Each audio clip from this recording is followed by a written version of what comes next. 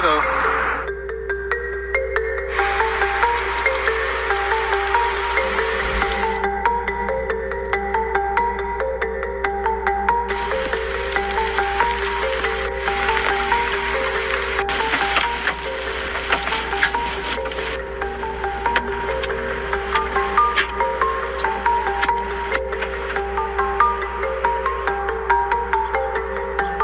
We just heard trees breaking and like a freight train coming in.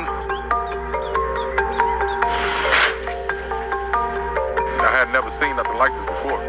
For about 30 seconds and then that was it. I'm blessed that everybody did not get hurt or anything like that.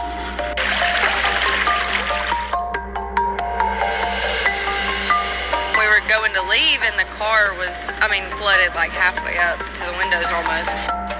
Whenever I saw the flash flood warning, we get it all the time, so I never thought that it was actually going to be, I need a boat to get out of my apartment complex.